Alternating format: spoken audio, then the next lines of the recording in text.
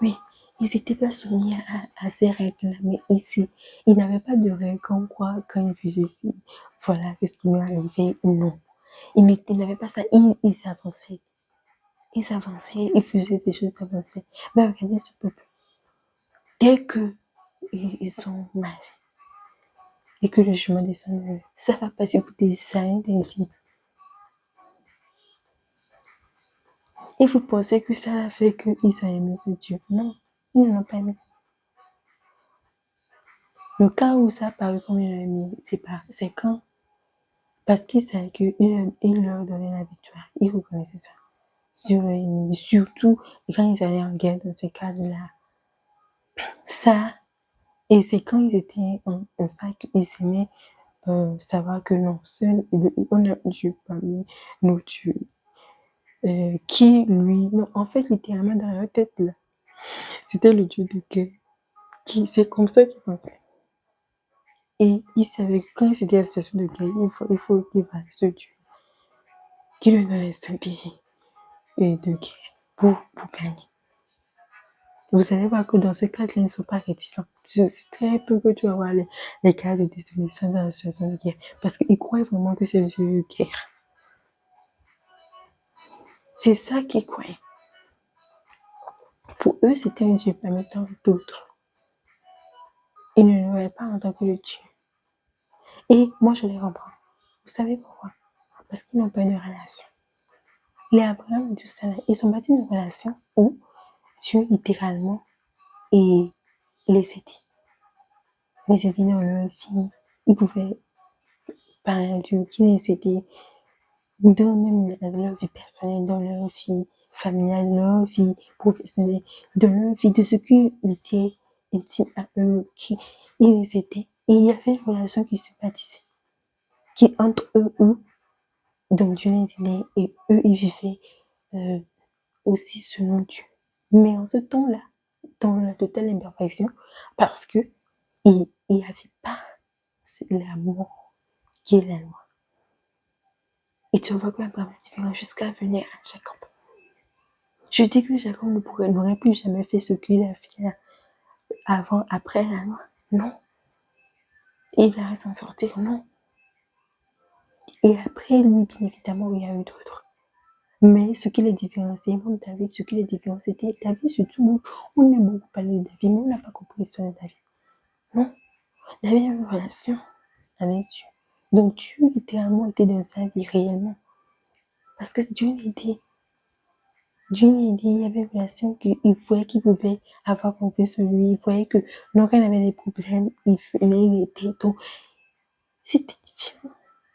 Quand il était rejeté, relégué, que pas Dieu était là. Et quand il était en danger, il était dans le travail qu'ils avaient enseigné, il était lui donnait la force avec les lions et tout. Donc, il y avait une relation qui était en il y avait une relation qui était entre eux. Et voilà, ce n'est pas sujet de nulle part. Donc, c'est-à-dire que je les avais déjà choisis, puis eux, après, ils ont choisi aussi Dieu. Donc, là, dans l'ancien, c'est littéralement résumé à quand tu fais ça, tu as ça. Quand tu fais aimer, tu es béni. Quand tu veux, tu n'es pas béni. Quand tu fais pas bien, tu es puni. Donc, ta qualité de vie est en concordance à directe proportion à ton respect et ton intégrité, ton obéissance rigoureuse de la loi. Ta qualité de vie terrestre est en directe proportion, et ce dans tous les secteurs, directe proportion. C'était leur vie. Et maintenant, on arrive dans la nouvelle alliance. Et il y a plein de choses qui sont dites. Mais il y a une chose que je veux croire. Moi, c'est ce que je veux croire. Et c'est ce que je veux que mes 4.0 croient. Parce que il y a ces choses qu'on dit où la vie d'une personne, dans la nouvelle version, dit pour les personnes que si ils ne sont pas parfaits, si ils sont empêchés dans leur vie, si il y a d'autres qui mènent une vie de péché. Et ça, il y a plusieurs, il peut y avoir plusieurs antécédents pour une personne de vivre ça, quoi qu'il ne. Donc, on dit que pour une personne qui pêche, ou qui a un péché, etc., dans sa vie, ou bien qui a des défauts, dans cette vie, ces personnes ne vont pas être bénies dans sa vie. Donc, ces personnes n'auront pas une bonne qualité de vie. Parce qu'il n'est pas ça. Donc, Dieu ne va même pas l'entendre. Dieu ne va pas l'entendre. Il n'aura pas une bonne qualité de vie. Il sera dans la misère financière. Donc, il faudrait qu'il soit parfait. C'est quand il est parfait qu'il peut avoir une bonne qualité de vie, que sa vie va marcher. Mais si il pêche, sa vie ne va pas marcher. Alors je me demande, c'est quoi la différence entre ça et puis l'Ancien Testament? Entre la Nouvelle Alliance et puis la grâce et qui est dans l'Alliance et puis l'autre. C'est quoi la différence? Si une personne n'a pas ça, ne fait pas ça, ou fait ça, elle va être bénie. Si elle ne fait pas ça, elle ne va pas être bénie. Que tu ne l'entends pas à cause de son péché. Donc, comme j'ai dit, Jacob, il a bien péché, Dieu l'a entendu. Il a bien péché, lui, il a même là. C'est-à-dire que, donc, son obéissance peut même classer dans la désobéissance plutôt. Et donc, lui, là, je me descendu comme c'est vrai. Toi et moi, là, on a vu quelle échelle avec quelle manche. Donc, lui, il avait l'échelle, il a descendu, il est parti quand même. Mais quand il était dans les tours, donc l'autre, là, même, qui a le péché de sa maman, qu'on lui a donné un autre, qui a créé tous ces problèmes. Et il a fait le problème avec son frère. Dieu ne l'a pas venu demander pourquoi il a fait ça. Regardez, quand Dieu est venu à demander quel est tout, il ne lui a pas posé la question de qu'est-ce qui s'est passé. Il a rectifié, il est venu régler le problème qu'il était le péché de sa mère. Mais aujourd'hui, dans la communauté, là, des gens, des chrétiens dans les églises, qu'est-ce qu'on dit? Si tu n'as pas fait ça, si tu ne fais pas ça, une personne qui est dans un péché, etc. Donc, c'est la raison pour laquelle la personne, sa vie ne marche pas. C'est pourquoi Dieu ne va pas l'entendre. C'est pourquoi il ne va pas être béni. C'est pourquoi ça, Dieu va le punir littéralement. Qui va être puni? Parce que, en fait, dans quand ils ne faisaient pas, ils faisaient mal, ils sont punis. Donc, aujourd'hui, on dit aux gens, s'ils ne font pas, ils vont être punis. Donc, c'est pour ça qu'ils sont punis littéralement. C'est pour ça que leur vie ne marche pas. Qu'est-ce qu'on est en train de dire?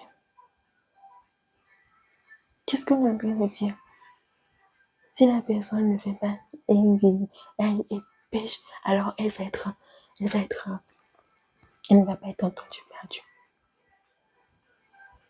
Une personne qui est enfant de Dieu. Et le truc est que le fait même que Dieu regarde la terre, c'est parce que il peut voir au travers du sang de son fils. Et qui a réconcilié ciel et terre. Et quand il voit tous les enfants qu'il a là, il les voit comme ils sont en réalité pour lui, pas comme ils sont ici. Parce qu'il ne pourrait regarder personne de façon consistante, parce qu'on a des choses. Il y a des gens qui sont meilleurs que d'autres dans ce secteur. Ça peut marcher, quoique ce n'est pas l'idéal. Donc, moi, il regarde les gens avec la version parfaite. C'est comme ça qu'il regarde les gens. S'ils sont ses enfants. Donc, littéralement, comment? Non, c'est le diable qui est clairement dit qu'il est le condamnateur, qui va condamner les gens. Donc, quand une personne a des défauts, a des faiblesses plutôt dans sa vie, ou donc qui pêche littéralement des péchés, ou vivent même en péché, c'est le diable qui va aller les condamner. c'est lui qui va aller les condamner pour dire qu'ils ont fait ci, ils ont fait ça, ils ont fait l'autre.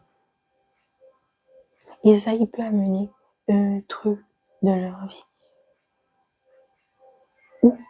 Ou juste la conséquence, les personnes sont en train de vivre le désagrément de ce qu'ils sont en train de faire. Mais que Dieu les a punis, que Dieu punisse, ou Dieu refuse de punir les gens, parce que ils ne sont pas, ils ne sont pas parfaits. Donc, quelle est la différence entre avant et maintenant?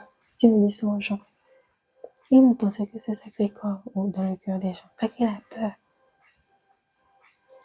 C'est pour ça que beaucoup de gens n'arrivent pas à aimer Dieu. Parce que, vous savez, quand je dis les gens, on dit une chose, ça amène à un autre point. Je disais, notez les points qu'on continue. Les gens, vous savez, aujourd'hui, on dit les serviteurs de Dieu, les serviteurs de Dieu, les serviteurs de Dieu. Mais je pense que c'est overrated. Il y a beaucoup de gens qui sont talentueux à faire plein de choses. C'est pour ça qu'après, les gens qui sont les leaders là commencent à s'étonner. Je dis, pourquoi vous vous étonnez? Il y a plein de gens qui sont talentueux qui peuvent venir et faire telle ou telle chose dans la congrégation. Et automatiquement, on les appelle les serviteurs de Dieu. Or que c'est du n'importe quoi. Qu'on pense bien ça. Les serviteurs de Dieu, on commence par celui qui est en tout cas noté dans la Bible. Ok, et Abraham, par exemple.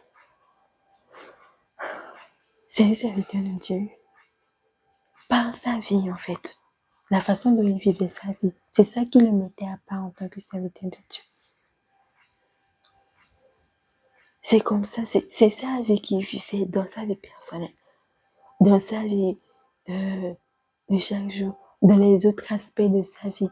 C'est comme ça qu'on pourrait l'appeler. Donc, dans sa vie qu'il vivait avec les autres autour de lui, dans sa vie.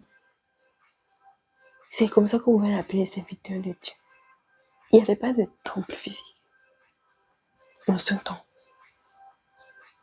Et on l'appelait serviteur de Dieu par la façon dont il vivait sa vie. Que ces choses qui étaient ses valeurs. C'est par là qu'il était appelé serviteur de Dieu. Et de par la relation qu'il avait avec Dieu. C'est pour ça qu'il est appelé serviteur de Dieu. Mais aujourd'hui, regardez. Qui sont les serviteurs de Dieu? Quand on te dit serviteur de Dieu, tu penses à quoi? Tu penses aux gens qui vont dans une congrégation nommée, et ça je parle tous, hein, et de toutes des dénominations, pentecôte, baptiste, évangélique, et tous les noms ceux qui sont des noms propres, qui n'ont pas des qui sont évangéliques, qui ont des noms propres, tous. Qu'est-ce qu'on pense? On pense directement aux gens qui sont dans les communautés, les congrégations religieuses, dans les églises. Donc, c'est eux qu'on pense que directement que non, ça c'est des serviteurs de Dieu. Et puis, cette chose qui se passe, j'aime trop ici mes 4 postes, tellement je vous chéris parce que ici c'est la révolution. On est à l'origine d'une révolution. La dernière révolution bien révolutionnaire, c'est ici. Guys, alors, on dit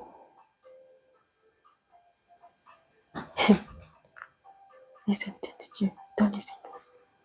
Donc, c'est dans les minorités religieuses qu'on dit serviteurs de Dieu. On entend serviteurs de Dieu par cette façon. Oh, que c'est même pas vrai. C'est même pas vrai. Vous savez pourquoi l'Église est foutue en dessous comme ça dans les congrégations? Mais avant de commencer, je veux quand même m'arrêter. Et un travail, et moi, c'est pas moi qui vais venir noter quoi. Moi, je note et je suis qui. Je ne suis pas en train de disqualifier ou de désapprouver tout le travail qui a été fait, même avant que je ne laisse. ou que j'existe. Non. Mais ce qu'on fait ici est ce qui va, est le soubassement qui n'a pas été fait parce que, et ça qui fait qu'il n'y a pas la continuité qu'on voudrait avoir. C'est ça qui fait qu'il y a des montagnes russes qui n'ont pas de nom. Dans les secteurs comme les combats spirituels, les délivrances, la démonologie, plein de choses. Là, oui, il y a des choses, des travail phénoménal qui est fait. Oui, un travail phénoménal qui est fait. Il y a beaucoup de congrégations qui ont été dans beaucoup de communautés et on sait, ça n'est à ne pas en disconvenir. Aussi, on regarde ce qui n'a pas été regardé, mais qui est tellement, tellement important, qui est le soubassement de beaucoup de choses qu'on se pose, qui sont à la surface aujourd'hui et que d'autres personnes ont juste fait avec et ne disent rien. Par contre, ça porte tellement un coup fatal à la vie des gens. Donc, là, aussi, croyant, les serviteurs de Dieu, on voit les gens qui sont dans les éditions de servir. On pense que qu'on dit servir, c'est des gens qui sont en train de faire telle ou telle autre activité dans la communauté religieuse. C'est ça qui est servir Dieu. C'est pour ça qu'on a les problèmes. C'est pour ça que vous allez voir les gens qui sont les leaders avoir des comportements qui sont jugés par les congrégations religieuses de très déplacés et d'inacceptables. Mais quand on regarde de l'origine, les gens qui sont appelés serviteurs de Dieu, c'est des gens qui vivent d'une certaine façon et qui ont certaines valeurs. S'ils faisaient la différence. En fait, vous savez quoi? Si c'est pour que serviteur de Dieu, serviteur de Dieu, serviteur de Dieu, c'est tout le monde dans les congrégations, on voit une communauté, non, ils servent Dieu, ils servent Dieu. C'est quoi ça? Non, c'est pas ça la vérité. On dit comment tu peux aimer Dieu que tu ne vois pas quand tu n'aimes pas ton prochain que tu vois. Bon, tout ça, qui a déjà vu la gloire de Dieu qui est sur son trône? En plus, il y a des gens qui ont des expériences supra, qui ont déjà vu ça. Ok, oui, il y en a des gens. Mais c'est pas 80% des gens qui ont ces expériences. Donc, vous savez Dieu, vous savez Dieu, vous savez Dieu. Non. Dieu dit la vérité aujourd'hui. Non. C'est parce qu'on a mis ces choses dans le contexte là qu'on a des problèmes. Parce que regardez, et c'est pour ça que beaucoup de leaders, depuis des années, qui ne font pas ont des problèmes. Et ceux qui sont travaillés, ils sont partis, ils sont en train de se réjouir là, en train de se réjouir là-bas. Je ne peux même pas compter. C'est pas vrai. C'est vrai dans un sens. C'est vrai dans un sens. Mais le sens qu'on devrait comprendre qui allait nous avantager, on n'a pas fait. Parce que les gens qui sont dans la communauté, dans les congrégations, tu es en train de faire comment? Tu es en train de servir les autres. C'est que vous êtes en train de vous servir. Les gens sont en train de rendre service aux autres de la congrégation. En fait, c'est la manifestation de l'amour le Christ a dit de vous aimer. En fait, c'est ça. En fait, c'est ça. C'est ça. C'est ça qui est ce qui se passe dans la congrégation. C'est ça qu'est-ce qui se passe. Mais tout est transformé en servir Dieu, servir Dieu, venez servir Dieu, venez servir. Non. Ils sont venus de donner des services les uns les autres. C'est ça. C'est ça qui est vrai. Pas que l'autre n'est pas vrai. Maintenant, je rentre dans d'autres points. Pour les serviteurs, des gens qui ont les visions dans les communautés religieuses, c'est quoi le problème? Ils disent que non, ils font pour Dieu, ils font ça pour Dieu. C'est pour ça qu'ils sont épuisés. C'est pourquoi c'est dur comme ça. Ils font ça pour Dieu à cause de tout ce qu'ils peuvent expérimenter. C'est fini que non, finalement, c'est moi Dieu qui regarde. Ils font ça pour Dieu. Pourquoi ça te prend tellement? Pourquoi ça te prend? Parce qu'il y a des gens qui, littéralement, ils font que ça. Mais le truc, c'est que il y a un hic là-bas. Ils n'ont pas réapproprié la vision. Parce que non, c'est la vision qui est sur la vie de tout être humain, la vision quelque chose d'énorme qui propulse la vie de la personne. Donc, dans ce sens-là, la personne, le leader, peut se sentir comme ok, non. Parce que quand il sent le sens de la vision, quand tout est en train de se chambouler et qu'il voit comment cette vision le propulse, alors la personne peut sentir que non, je fais ça, non, je fais pour Dieu, je fais pour Dieu. Mais en réalité, c'est pour qui? C'est le service qui est rendu les uns pour les autres. Où les gens, une personne vient rendre service, une autre personne rend service, où vous rendez service les uns aux autres. Donc, la personne, imaginez les grands leaders, ils viennent avec cette mentalité. Non, ils viennent, ils apportent de la valeur. Ils apportent de la valeur tellement ils apportent de la valeur aux gens. Et s'ils s'ajoutaient à ça seulement, se focaliser sur leur... Et c'est ça que je veux que tout le monde fasse ici. Je veux que tout le monde, sur les 4%, on regarde nos 20%. Moi, je veux regarder les 20% de vous ici.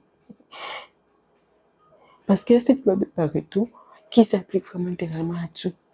Ou, c'est pas... le maître aussi avec ça. Il a eu 72. Après, il a pris seulement combien de choses? Mais s'ils regardaient les gens, ils ajoutaient à ça de regarder les gens, ok, qui sont les 20% là seulement, net. Ça là, plus la deuxième chose, se réapproprier ceux qui sont leaders et religieux des congrégations, se réapproprier la vision et comprendre que c'est la vision qui les propulse. C'est la vision qui les propulse. Non, non. C'est le de Dieu devait. La définition, c'est des gens qui vivent différemment, dans des valeurs qu'ils croient. C'est des gens qui vivent de cette façon. Et c'est des gens qui, comme on peut appeler des gens, si maintenant les évangélistes, donc des gens qui donc tous les enfants de sont littéralement de ces gens-là, qui partagent leur trésor avec d'autres personnes. Donc, ces deux choses, quand quelqu'un fait ces deux choses, c'est comme ça qu'on peut dire que cette personne est un serviteur de Dieu. Mais pas dans les 4 murs d'une congrégation de peu importe la taille. Mais c'est ça qu'on comprend aujourd'hui. Et on dit, il y a une autre chose qui se dit. Donc, si les gens ne viennent pas, les gens ne sont pas dans les congrégations religieuses en train de faire X ou Y, ils ne seront pas bénis. Ils n'auront pas tel autre avantage. Ou ils ne seront pas ci, n'auront pas ça. Il y a bien évidemment des avantages associés à faire à être dans les congrégations spirituellement parlant. Mais ce qu'on oublie, c'est le lieu physique. Le lieu physique n'est pas plus important. Parce que quand le Christ, comme vous dit, va venir enlever l'église, il va venir enlever l'église là, le bâtiment. Non, il pouvait enlever le bâtiment. Si la qualité de la présence de Dieu qui est là-bas dépend de la qualité de la présence de Dieu qui est dans la vie des gens. Donc le bâtiment ne prévaudra jamais. Et ce n'est pas les bâtiments qui vont être enlevés, mais c'est les gens. Ce n'est pas le bâtiment. L'église céleste est déjà là. Ce n'est pas le bâtiment, peu importe sa taille et sa grosseur, ou sa petitesse, ne sera pas ce qui va être pris. Et la qualité de la présence de Dieu là-bas dépend de la qualité de la présence de Dieu dans la vie des gens qui forment la congrégation. Et il a des leaders, surtout. Et je pense que c'est une misconception très grave. C'est pour ça qu'après, quand il y a des gens que les leaders même ont peut-être les labels comme serviteurs de Dieu parce qu'ils viennent faire telle ou telle autre activité ou telle autre chose fonction dans la congrégation. on les voit comme ces serviteurs de Dieu. Je pense que c'est tellement overrated. Serviteurs de serviteurs. Non, c'est pas vrai. C'est pas vrai. Et si ce monde avait pris ces choses là, on dit que les gens, si la personne n'est pas serviteur de Dieu, donc si la personne, en d'autres termes, si la personne n'est pas, ne vient pas dans la congrégation religieuse, faire X, Y, Z ne sera pas bénie. En un, si elle ne fait pas bien, s'il y a un truc qu'elle fait qui n'est pas bien, ça va faire que elle n'aura pas ci, elle n'aura pas ça, elle n'aura pas ça. Et si elle n'est pas, elle ne s'est pas dans la congrégation. Oh, que c'est même pas vrai. C'est le service des uns et des autres. C'est le service d'apporter la valeur aux gens. Et toutes les personnes devraient avoir ce mindset. Mais non, c'est pas ça. C'est ça que les gens sont estimés. Les grands idées sont issus d'un monde de tout, de A, parce que, vous comprenez pas, vous vous aimez les uns les autres. En d'autres termes, j'ai toujours essayé de dire, on fait c'est se solutionner les uns les autres. Et comment vous prenez ça? J'ai dit les choses. Ça, plus pour les cas de leader, pour ceux, j'avais déjà parlé de ceux qui me disent leader. Si vous vous adressez aux brebis, comme vous les appelez, comme des gens qui sont capables, c'est très différent. Parce que imaginez, vous ne parlez pas à des gens, ou bien vous n'avez pas des gens qui sont libres et capables à vos c'est des enfants qui sont capables ici, que vous savez très bien. Et vos goûts n'est pas de la publicité. Le vous n'est pas de vous, c'est non. Ça dépend maintenant de l'approche. Beaucoup de l'approche. Si vous le faites, vous travaillez. Si vous le faites, donc, au lieu que vous soyez vu, j'ai déjà parlé, je ne vais même pas rentrer dans ça. J'avais déjà fait une vidéo pour ça. Vous pensez qu'ils allaient rester là? Si vous les traitez comme des évidents, chaque fois que vous venez seulement pour dire le temps où vous faites les prédictions du temps, non. Si vous venez là pour dire que non, vous comprenez pas, toi si tu veux thrive en tant que visionnaire, et tu apportes de la valeur, non, tu dis que vous tous, tout le monde va apporter de la valeur. Et puis c'est terminé. Imagine, tout le monde apporte de la valeur, mais t'es aux anges. Et ça les fait bien, mais ils vont apporter de la valeur les uns aux autres. Ils sont en train de s'aimer les uns les autres pour vrai. Et c'est aussi simple que ça. Mais c'est invité de Dieu, c'est invité de Dieu, c'est invité de Dieu. Oh, que c'est même pas vrai. C'est pas une personne, c'est les personnes de l'extérieur qui doivent appeler la personne serviteur de Dieu. C'est pas sa vie, c'est sa vie quotidienne de chaque, c'est sa vie en elle-même, ce qu'elle fait dans sa vie personnelle, c'est dans sa vie personnelle, dans tous les secteurs de sa vie, entrepreneuriat, parents au concours, etc., carrière, profession, etc. C'est ça qui fait dire ça dans ses rapports avec les autres, qui partage ce qu'il connaît avec les autres, etc. Ces valeurs. C'est ça. Ce n'est pas le fait qu'il vienne dans l'église ou non. Et je pense que c'est overrated. Donc là, ce truc qu'on dit aux gens, si tu n'as pas, tu ne fais pas ça, c'est vrai. Tu ne seras pas béni. Regarde comment quand tu y penses, tu dis, tu es constraint, ça rétrécit. Ça te rétrécit, tu as peur. Mais quand tu penses, non, que tu veux croire. Moi, je veux croire. Et je veux que vous croyez mes 4.0, que c'est ce que je veux croire dans ma vie. En fait, je veux adopter ce truc et croire ça toute ma vie. C'est ce que je veux.